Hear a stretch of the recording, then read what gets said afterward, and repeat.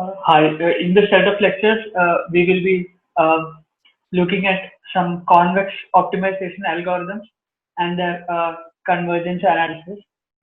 So before I go into the contents of the lecture, uh, we'll first go through what are the set of topics that are going to be covered. So first algorithm that we look at is the gradient descent.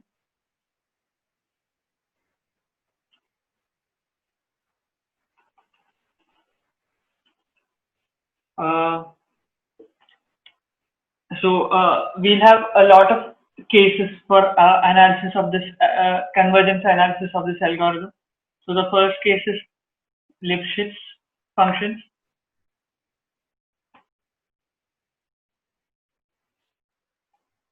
The second case is what is called a smooth function,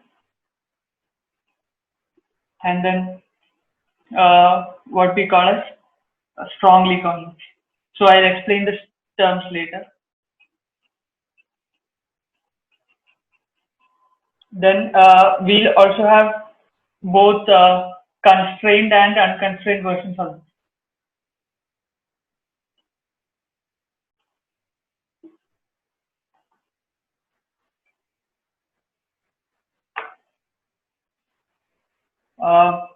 Later we'll come to steepest descent,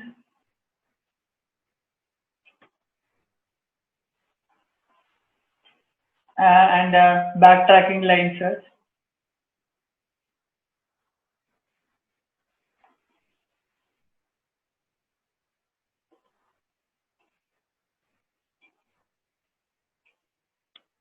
Further, we look at what a class of algorithms called accelerated gradient descent methods.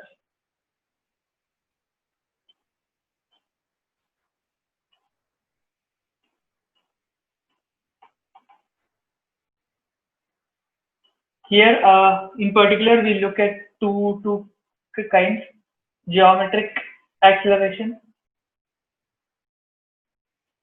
and Nesterov, which is the most popular version of this accelerated gradient descent. And finally, we'll come to Newton's method,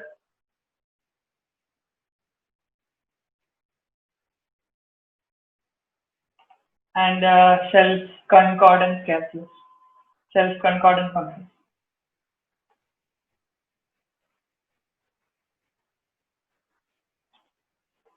So these are the set of topics that are going to be covered in the two lecture. So the first algorithm we'll be dealing with is gradient descent.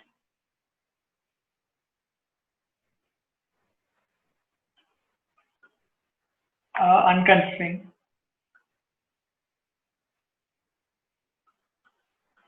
So the algorithm is very simple to explain. So we want to minimize this function over all Rn some f of x, where s is convex. So the gradient descent algorithm is this: you pick any point x1 element of Rn, then in the next step calculate x2 is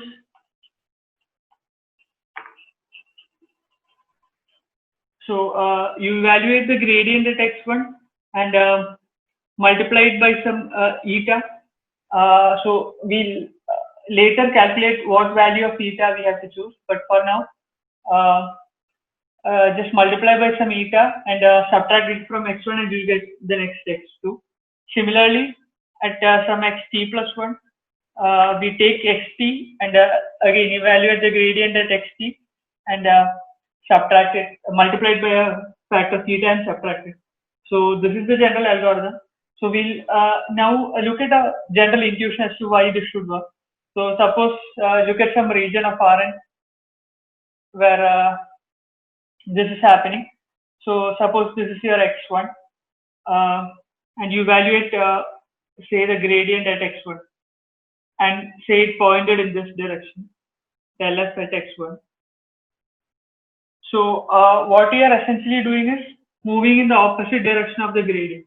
So you multiply some factor eta times negative del f of x1. So the reason for this is just look at the Taylor expansion of the function around x1. So if you move along a direction v, then f of x1 plus v will be approximately f of x1 plus v in a product with del f of x1. Now if you choose v to be this negative eta times gradient at x1, then f of will be approximately f of x1 minus eta mod del f of x1 square. So we see that this quantity is always negative or at least non-positive. So essentially what's happening is that at every step the value of the function at that is always decreasing. So necessarily f of xt plus 1 is like up to first order approximations around the point is less than f of xt. So we expect that after you do this process large number of steps, we'll come to the definition of how large we want later. But for now, we expect that after large number of steps, this function should be close to the optimum value. We now come to the analysis of this algorithm for the case of Lipschitz function, L Lipschitz function.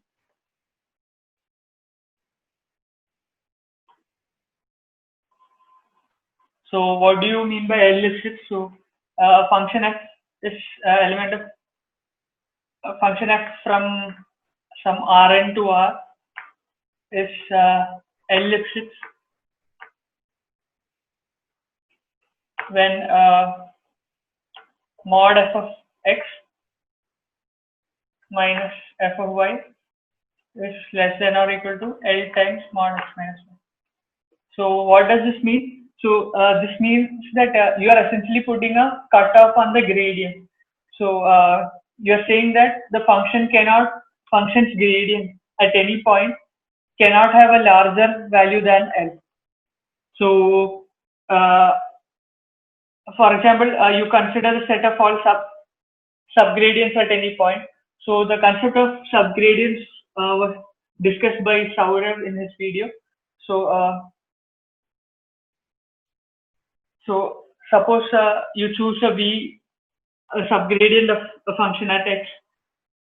So if the function is differentiable, then the only value of the subgradient is the derivative of x. So if you choose any v element of subgradient at x, then this Lipschitz condition means that this v has to be less than or equal to x.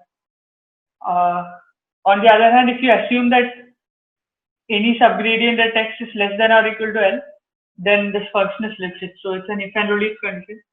So essentially what this is saying is that the function cannot grow with a gradient value larger than L.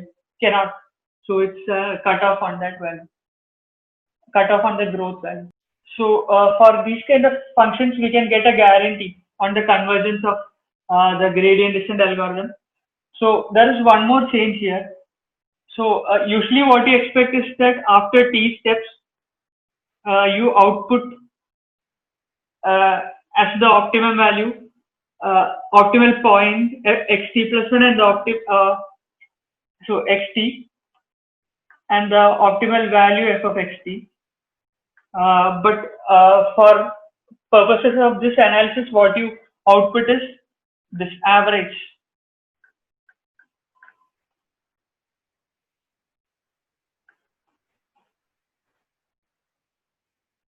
We will see that for this output, we can expect a convergence result. So essentially, we want to look at the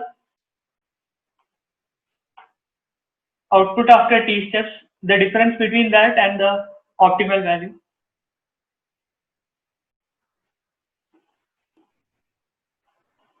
where x star is the optimum point. Then by Jensen's inequality, this is less than or equal to 1 by t.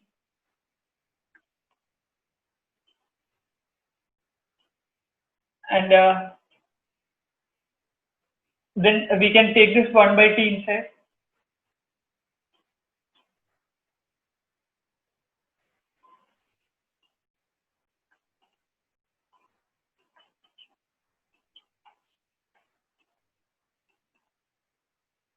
So now we are concerned with this quantity f of xi minus f of x star.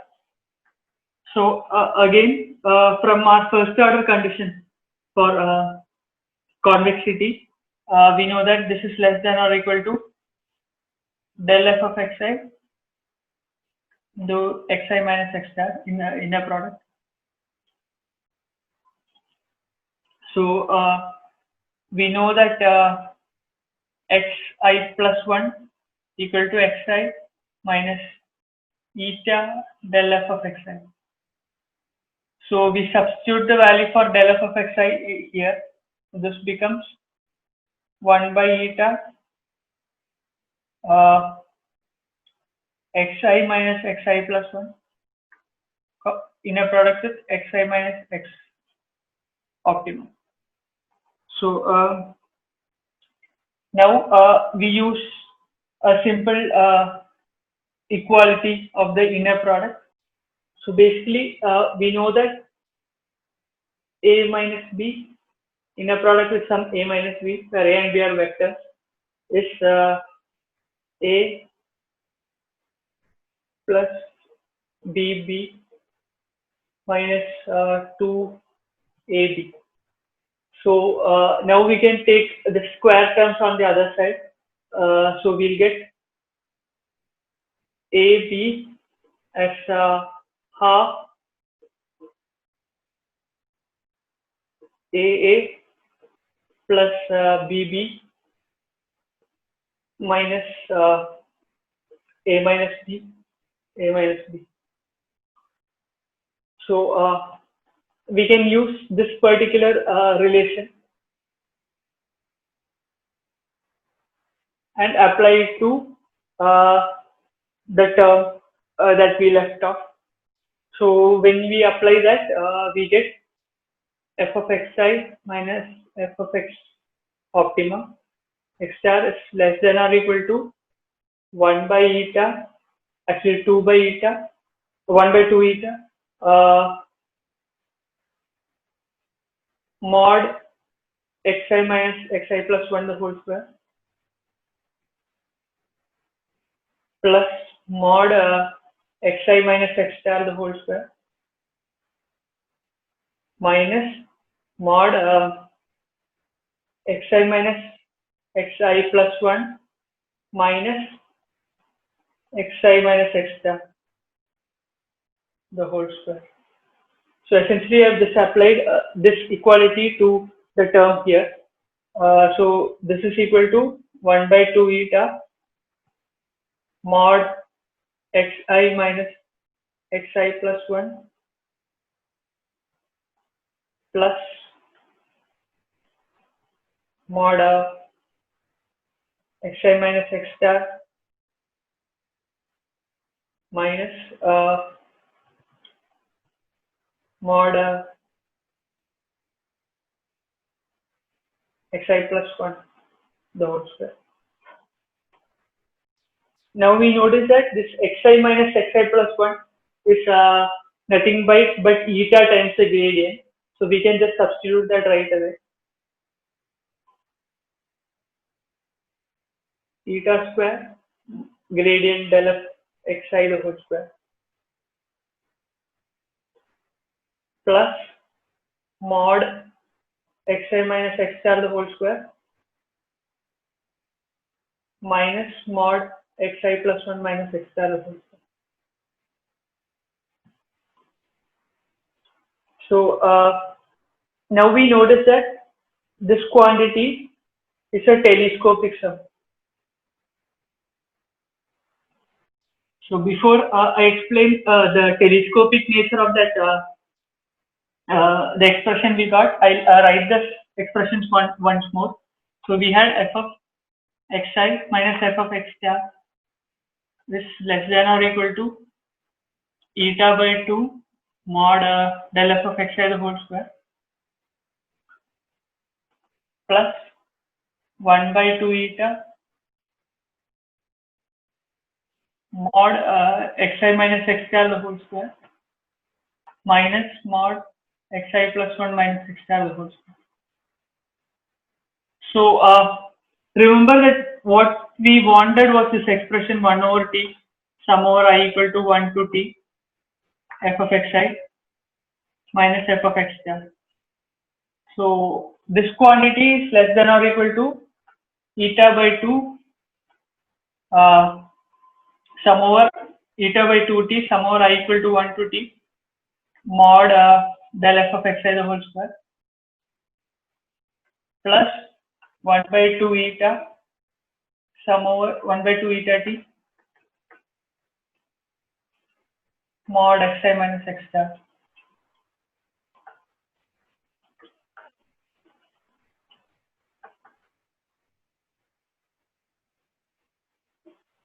So notice that we had assumed this Lipschitz condition, which stated that the gradient's magnitude is less than or equal to L. So this quantity must be less than or equal to L square. Now notice the telescopic nature of this. What I mean is that when you add these terms together, it will be of the form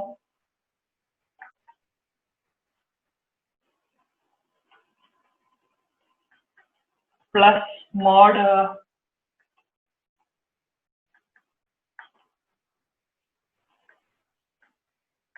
so what happens is that this positive thing from here is cancelled by this negative thing from here. So when you add it up, finally the only term that will be remaining is this first term and the last term mod xt plus 1 minus x star the whole square, because this term will also be subtracted.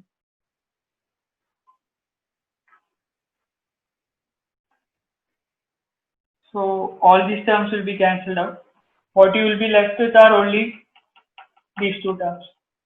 So we'll write out these expressions finally. What we had was sum over 1 by t sum over I equal to 1 to t f of xi minus f of x star. So it's finally less than or equal to eta by 2t into L square times t. So you will only get eta L square by 2. And here notice you get plus 1 by 2 eta t into mod x1 minus x star the whole square minus mod xt plus 1 minus x star the whole square. So because this quantity is negative, we can further write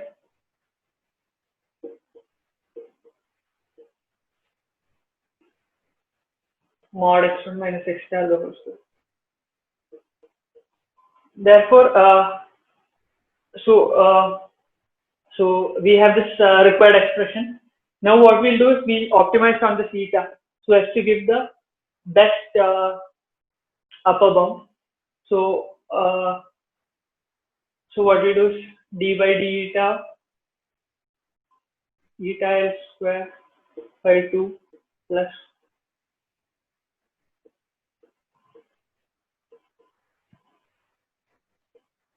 zero. Then we see that L square by 2 minus 1 by 2 t eta square into mod x1 minus x star the whole square is 0. We get that eta square is mod x1 minus x star the whole square by t times L square, or eta is mod x1 minus x star by L root T. So we'll now substitute this expression for eta onto here. What we have is 1 over T sum over I equal to 1 to T f of xi minus f of x star is less than or equal to L square by 2 into eta.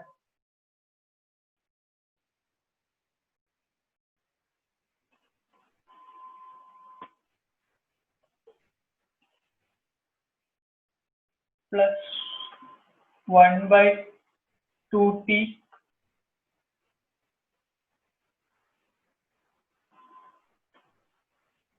by eta, so that is mod x1 minus x star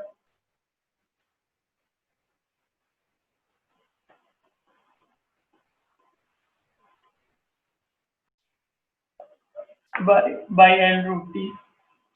So when you cancel all the terms, you get this is equal to L mod x1 minus x star by root T. So what is our error guarantee? So what we've seen is that with the output of the algorithm, that is after T steps, the difference between that and the optimum is less than or equal to L times mod x1 minus x star by root T. So therefore, if you want to make this quantity to be less than some arbitrary epsilon, you need L by mod x1 minus x star by root T to be less than epsilon. Therefore, you want T to be greater than or equal to L square mod x1 minus x star square by epsilon square. So if you want to get the answer as close within value of epsilon, you need to do order 1 by epsilon square number of steps of the gradient descent. So this is a guarantee for the gradient descent algorithm for Lipschitz convex function, L Lipschitz convex function. So we now come to the analysis of gradient descent, but now of the constraint type. So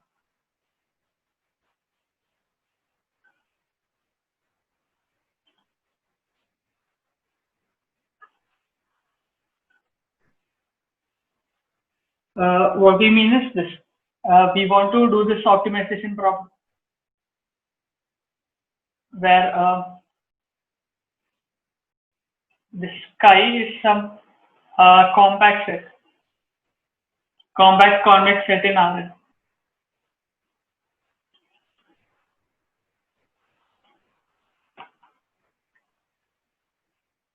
So we now first describe this algorithm. So the algorithm is suppose you pick some point x1 in this set chi, then x1 plus half or x3 half is defined to be the same as the gradient descent step. That is x1 minus some eta del f of x1.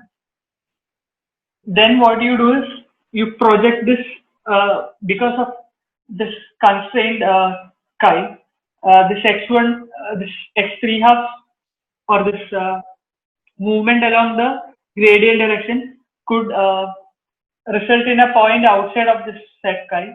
So you project it back. So x2 is the projection of this x3 halves onto this set chi. So this again, this algorithm is simple enough to explain. We now analyze this algorithm for the case of L Lipschitz function.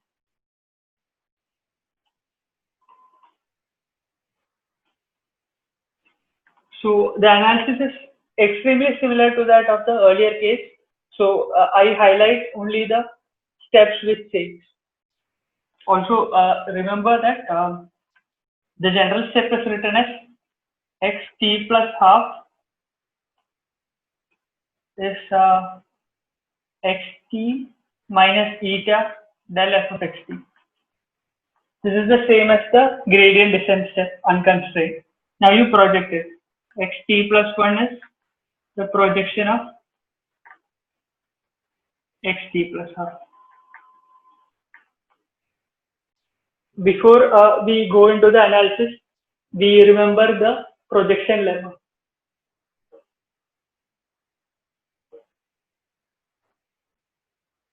So suppose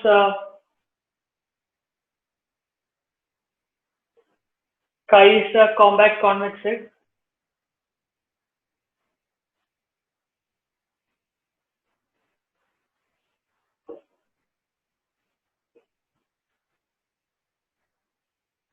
And y is any point in Rn. Then there exists a unique projection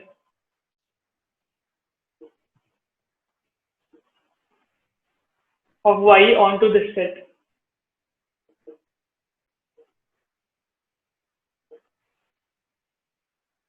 Which is represented by this symbol pi chi of y, which has the property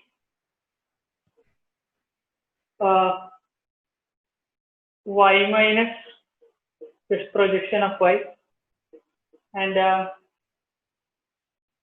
x minus projection of y is less than 0 for all x belonging to the chi. The visual picture is very easy to remember. Suppose this is your convex set chi and you have some point here y. You project it, assume that this is your projection pi chi of y and take any x. If this chi is convex, take any x. What this is saying is that the angle between this vector and this vector is always greater than 90 degrees. So this angle is always greater than 90. That's what we mean when you say that the inner product between this vector, this is y minus pi chi of y, projection of y, and this is x minus projection of y, and the inner product is less than 0.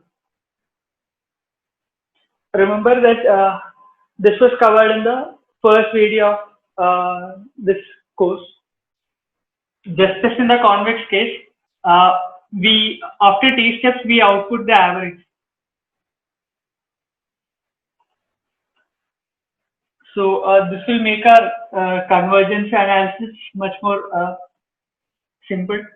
So as usual, as in the previous case, we have this same setup.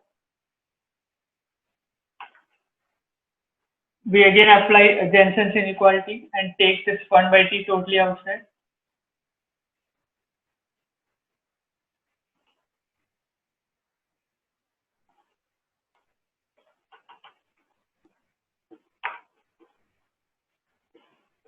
Again, for each f of xi minus f of x star, we apply the first order condition of convexity.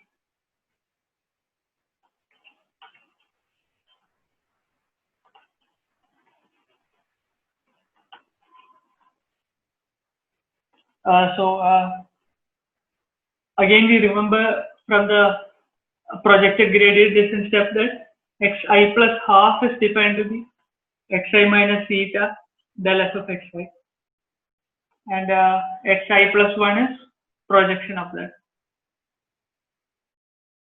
So now you substitute this del f of xi as the same as before, but now you have xi plus half, or rather xi minus xi plus half by eta and xi minus x star.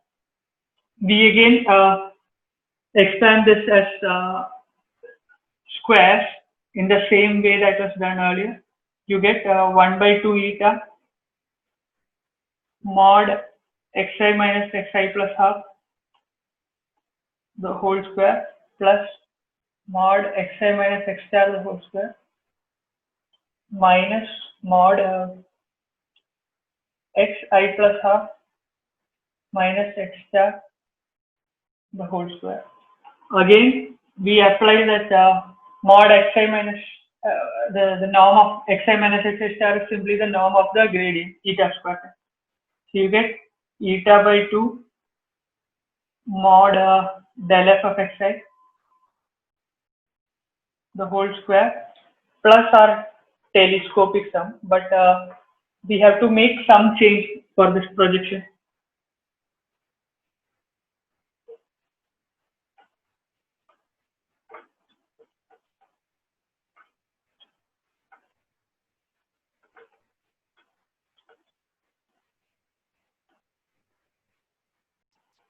So we see that this is the same structure as what we observed in the unconstrained case, except that now there's a I plus half sitting here.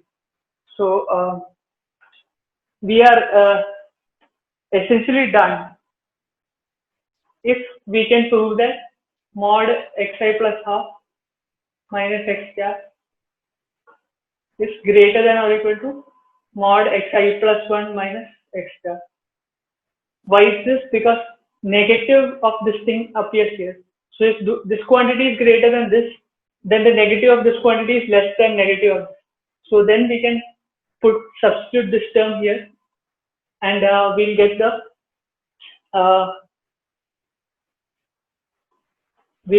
exact same thing as we did for the unconstrained case.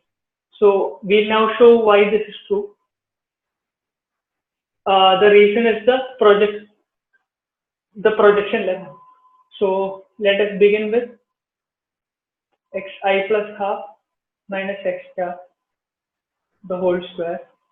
So this will be equal, we'll change it as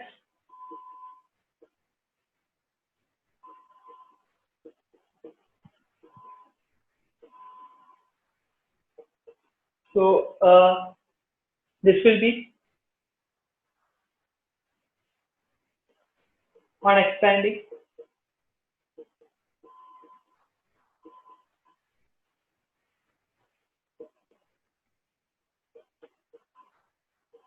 plus twice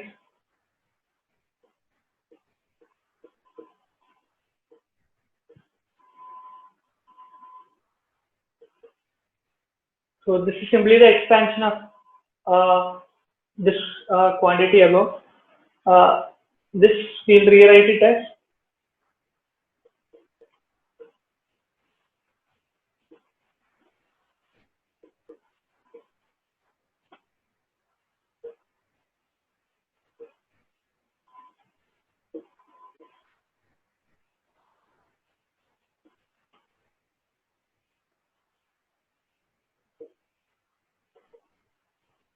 so we remind that xi plus 1 is simply the projection of xi.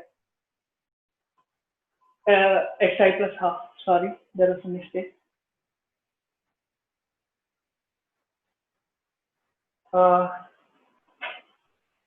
Then we see that this is exactly the term in the projection lemma. Therefore, this quantity is less than 0. And here you have a negative sign. This whole quantity is greater than 0. Also, you see that this is also greater than 0. Finally, hence this is greater than mod xi plus 1 minus x star the whole square. See, we prove that this quantity is xi plus half minus x star. The difference is greater than or equal to mod xi plus 1 minus x star the whole square. Now we can actually substitute this here. So we finally get that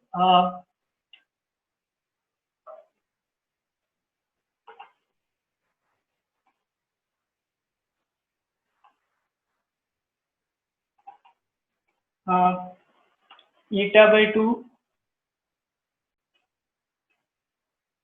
sorry so from the earlier steps what he had was f of xi minus f of the optimum value is less than or equal to eta by 2 mod del f of xi the whole square plus 1 by 2 eta del,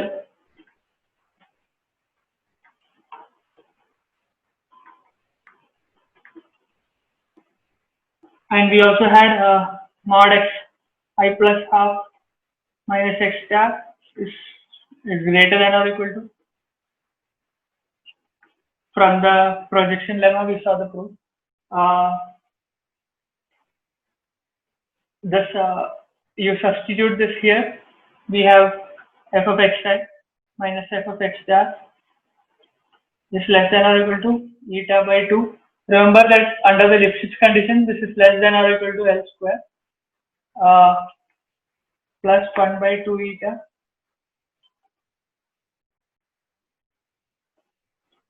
minus this quantity, and this is exactly the same expression we had in the unconstrained case. Now when you sum this from I equal to 1 to t and take 1 over t, we finally using the telescopic nature of this, we have exactly the same expression as we got for the unconstrained case.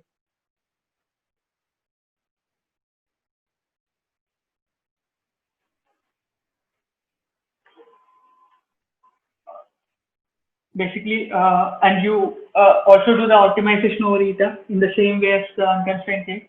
Finally, you get mod x1 minus x star by L root t. Again, we see that if you want this quantity to be less than epsilon, you need to choose t to be greater than or equal to mod x1 minus x star the whole square by L square epsilon square. That is, you have 1 over epsilon square dependence on the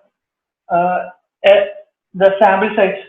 That is, the number of steps required of the gradient descent is 1 over epsilon square, where epsilon is the accuracy you require.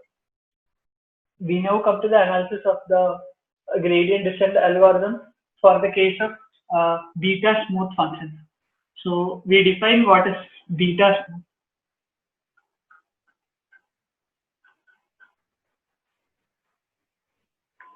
So essentially, beta smooth functions means that the gradient is itself Lipschitz, or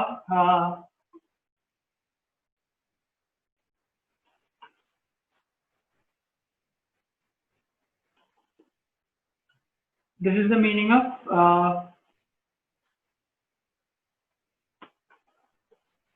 so when a function satisfies this, we say that f is beta smooth.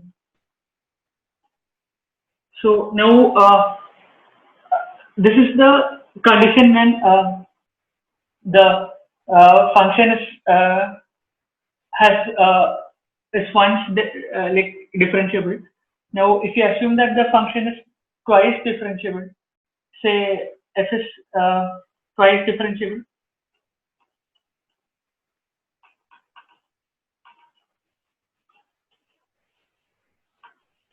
then we can write this condition differently in terms of the Hessian of f. So the way to do is that remember that Hessian is the matrix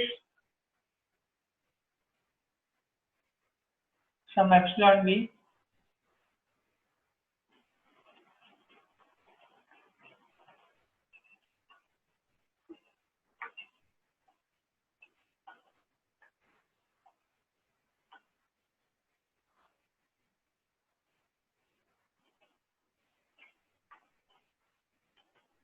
by definition. This Hessian del square f matrix is the unique matrix that satisfies this. Therefore, let us take a look at what happens when you apply this x to b when we apply this condition. So what we have is that del f of x plus epsilon v minus del f of x is less than or equal to beta times mod epsilon v. Now taking this epsilon to the side, we have mod del f of.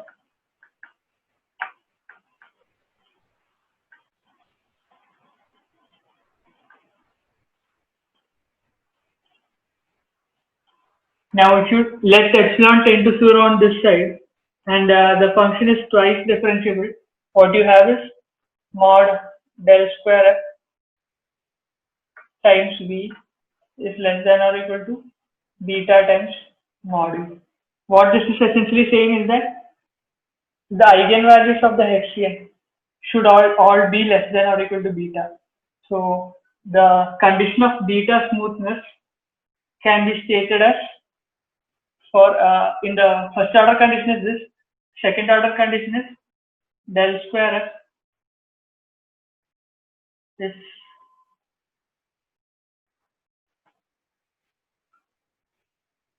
this is, remember this is the generalized inequality. What this means is that uh, del square f minus beta times identity lies in the positive semi-definite cone, or in other words, all the eigenvalues of the Hessian are less than or equal to beta. So these are the two equivalent characterizations of smoothness. We now come to a very useful characterization of smooth function. So lemma. Suppose f is beta smooth.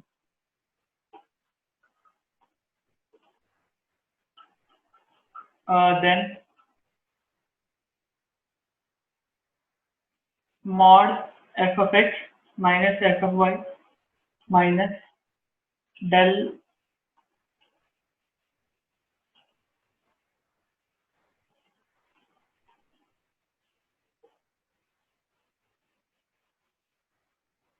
so this is a very useful characterization of smooth function. So before we go into the proof of this lemma, let us see intuitively what this means. So this suppose this is a function, and this is your x direction, or let's pick some point x here, or let's say let's pick this to be x and this to be y. So this is f of the derivative at y. This is the same.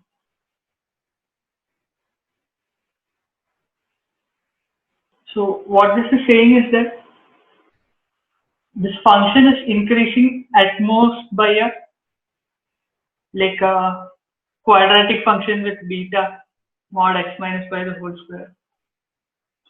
So your function should be contained between. So this function, particular function, is not beta smooth, but what this means is that this is your straight line with slope. This is f of.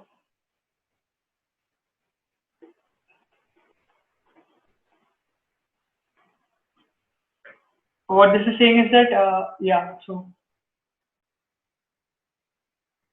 if the function is beta smooth, it must be contained in this region. So it's essentially controlling the curvature of this, limiting the curvature to be at most beta. Let us come to the proof of this lemma. So the way to prove this is like choose x. Let consider x and y to be some points in Rn, and consider this line segment joining x and y. Then we consider this function. This is simply yeah, you move t along the time t along the line between x and y, and evaluate the function there, and that's how you get g of t.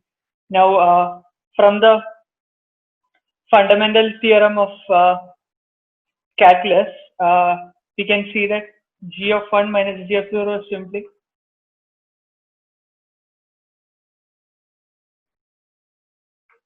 d by dt of g of t. But g of 1 minus g of 0. G of 1 is simply f of y, and g of 0 is f of x.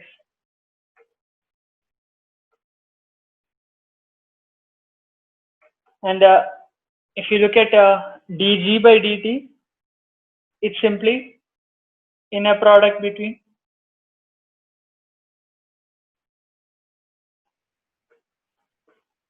and y minus x. So you just use the chain rule. You first differentiate f and then differentiate inside. And when you differentiate inside with t, you get y minus x. So that is how you get this expression. So now let us consider f of y minus f of x minus del f of x into y minus x. And let us take mod. So this is the same as the quantity we have on the left hand side. Now, since this is given by this integral, you just subtract it out and take the mod. This is simply mod integral 0 to 1 dt del f of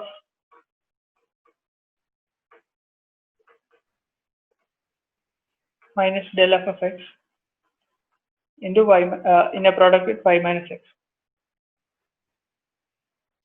Now we can use the property of the integral, that integral some g, or let's say for like concerns of ambiguity, let's say integral h, we know it's always less than or equal to integral mod h. So you apply that here, you get that mod f of y minus f of x minus del f of x y minus x is less than or equal to integral 0 to 1 mod del f of this line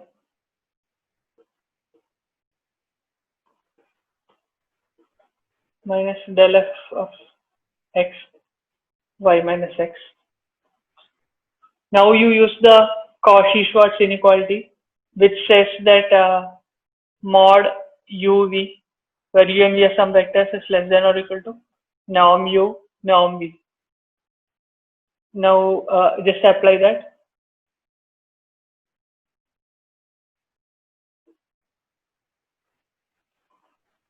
Mod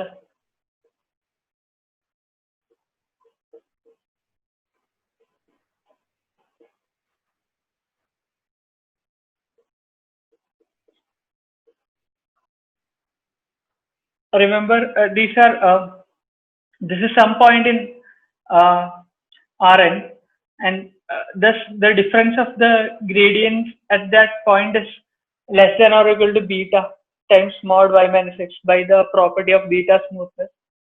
Therefore, you have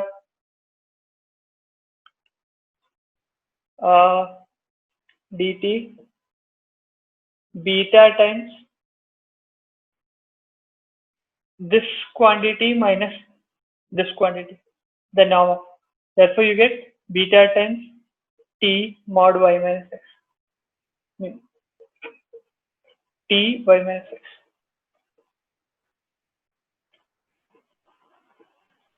So this is equal to simply beta. You can take all the constants outside.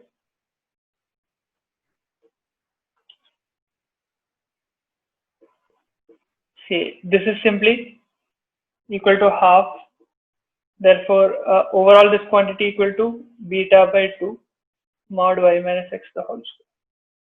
So this is exactly what we wanted to prove. We will now prove another lemma. So I'll quickly go to this proof. If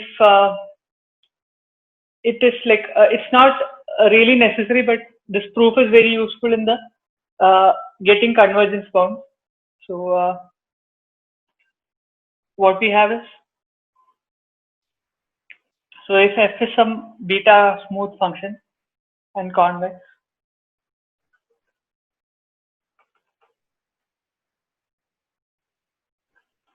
Then f of x minus f of y is less than or equal to del f of x into x minus y. This much is same. This is the same as the first order condition for convexity, but now there's an additional term.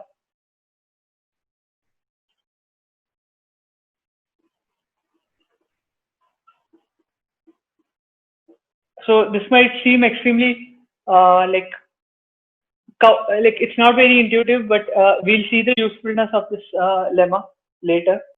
So the proof is again an application of the conditions for convexity and beta smoothness. So let us look at it. I'll go through it quickly because it's the proof is not important, but the statement of the lemma is more important. But just for the sake of completeness, I'll go through it quickly.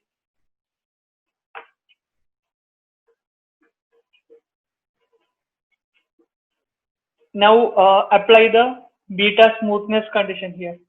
So you will get this to be less than or equal to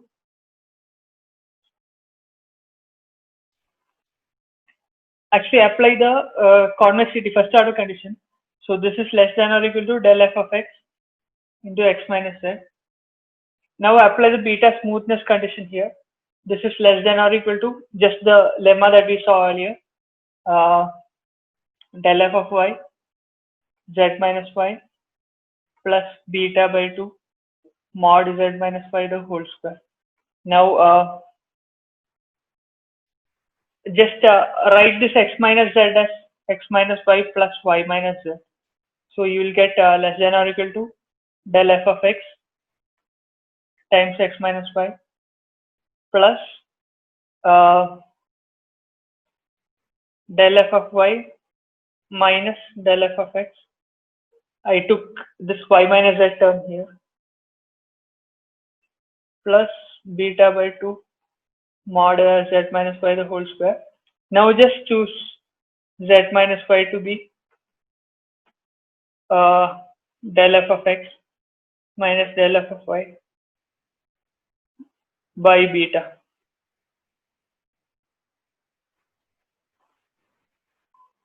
And just substitute here and you will get this lemma. So using the earlier two lemmas, that is the definition of, that is the consequence of the beta smoothness, and the second lemma, we can now prove convergence analysis for a beta smooth function. So let us do that. So f is some beta smooth convex function, and we perform gradient descent analysis. That is the same as our our definition is the same. That is simply you do xt minus. However, now we consider eta to be 1 by beta. Remember earlier we chose in the unconstrained case for the Lipschitz functions, we chose eta to be dependent on the number of steps, like what accuracy you want. Now we'll see what happens like when we just choose eta to be 1 over beta. So the most important consequence of beta smoothness is, remember this equation. Let us choose f of y minus f of x is less than or equal to del f of x y minus x plus beta by 2 mod y minus x the whole square. So choose y to be xt plus 1 and x to be xt in this above equation.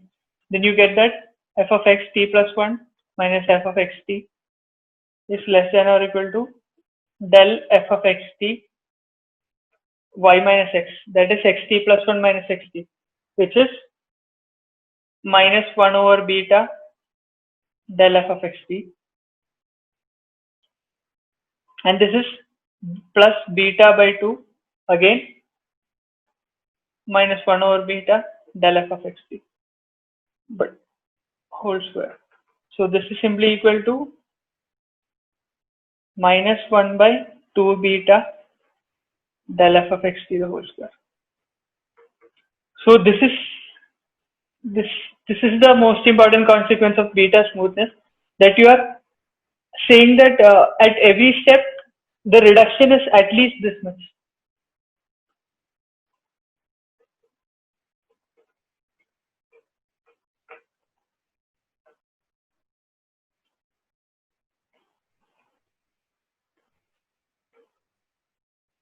Remember in the Lifshitz function case, we did not have such a result. Now let us use the notation delta t to be f of xt minus f of x star. This equation is essentially saying that delta t plus 1 minus delta t is less than or equal to minus 1 by 2 beta mod del f of xt the whole square. Okay, now let us consider the consequence of convexity. So on this, so this is delta t. Now let us apply the first order condition of convexity.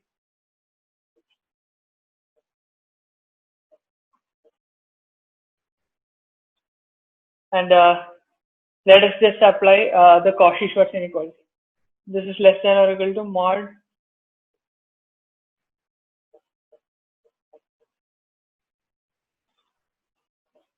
So essentially this is saying that mod xt minus x star, or sorry, mod del f of xt is greater than or equal to delta t by mod xt minus x star. Now you just substitute this here. You get delta t plus 1 minus delta t is less than or equal to minus 1 by 2 beta delta t square by mod xt minus x star the whole square.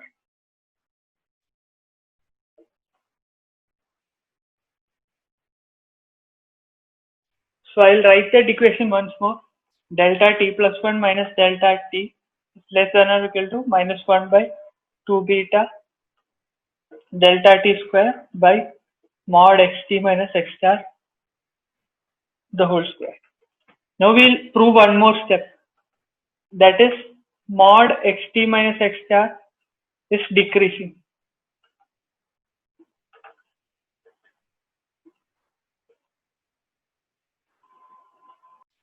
So to show this, let us look at xt plus 1 minus x star. Like it's decreasing with t. This mod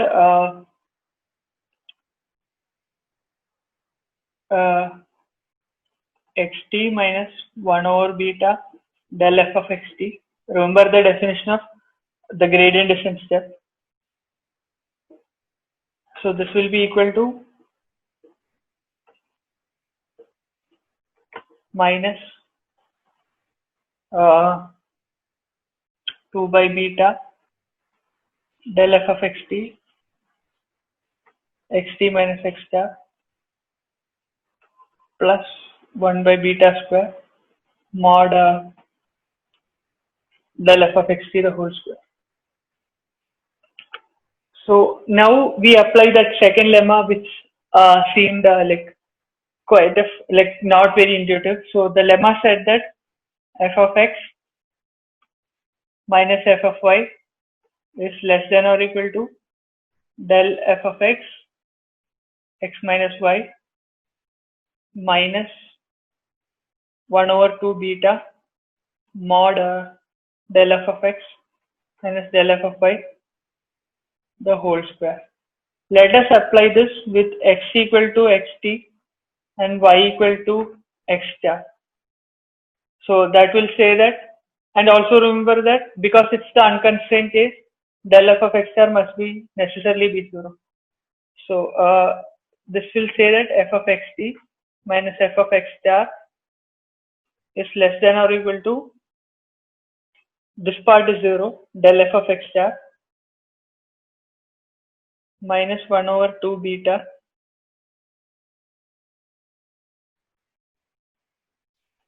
sorry, this part is not 0. It's simply del f of xt minus x star minus 1 over 2 beta, and del f of y, x star is 0.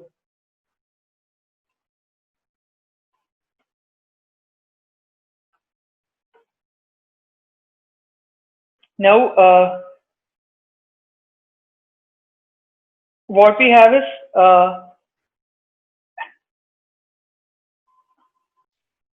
this this quantity on the right hand side is greater than or equal to this quantity. But because f of x star is the optimum, this quantity is always greater than or equal to 0. Therefore, this quantity on the right hand side is always greater than or equal to 0. And we see that here this is like negative of this exact quantity multiplied by some factor of beta. So this is strictly less than or equal to xt minus x star the whole square. Therefore, this xt minus x star the whole square is decreasing with t. Once we know that xt minus x star is the whole square is decreasing with t, then we know that x1 minus x star the whole square is greater than or equal to xt minus x star the whole square for all t.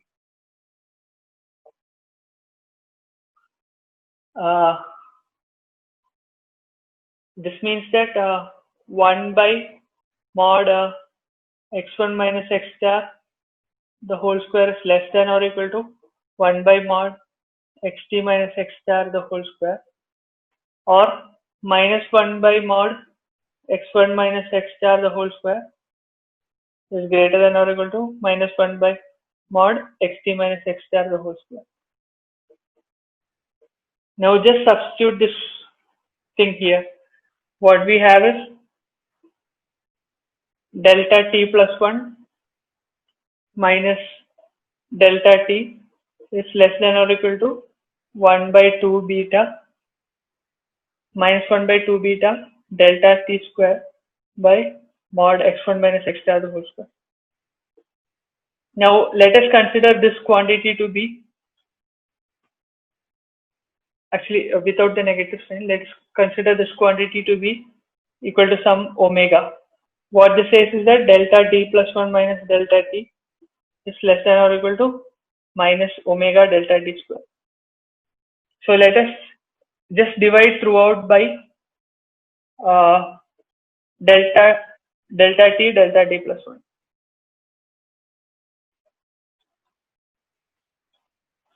So you have 1 by delta t minus 1 by delta t plus 1 is less than or equal to minus omega delta t by delta t plus 1. And we know that delta t by delta t plus 1 is greater than or equal to 1 because this difference is decreasing. Therefore, negative of that is less than or equal to 1. So this is simply less than or equal to minus omega. What this means is that 1 by delta t plus 1 minus 1 by delta t greater than or equal to omega.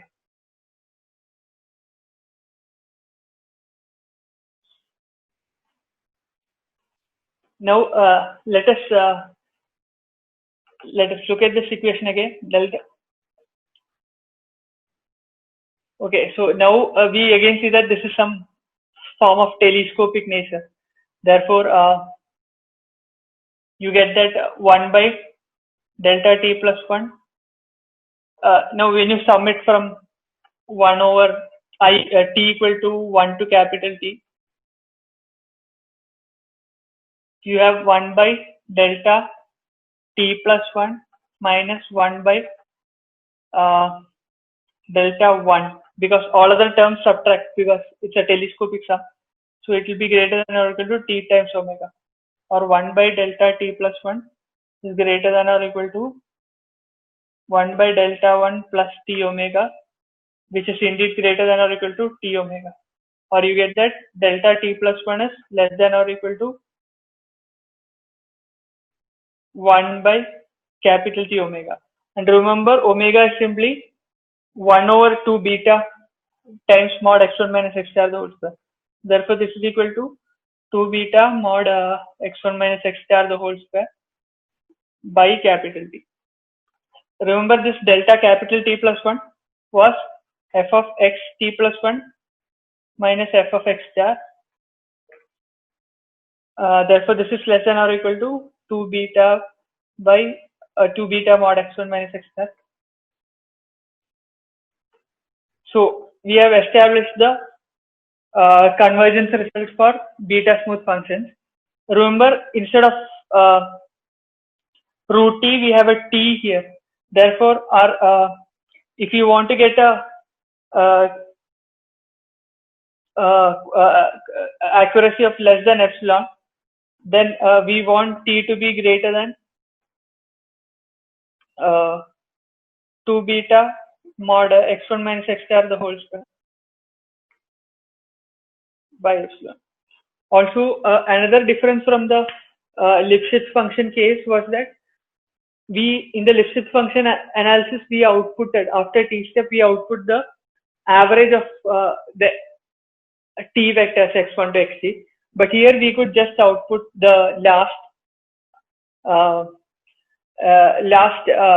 result of the gradient descent step. That is the last vector you get out of the gradient descent step, because that itself is good enough to provide this good bound. So now we have improved on our 1 by epsilon square to 1 by epsilon for this smooth function case.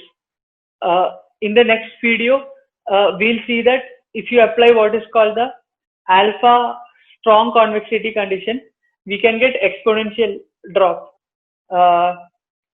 That is, we can get like the exponential decrease of the function value, like after each gradient descent step. So we'll see that in the next video.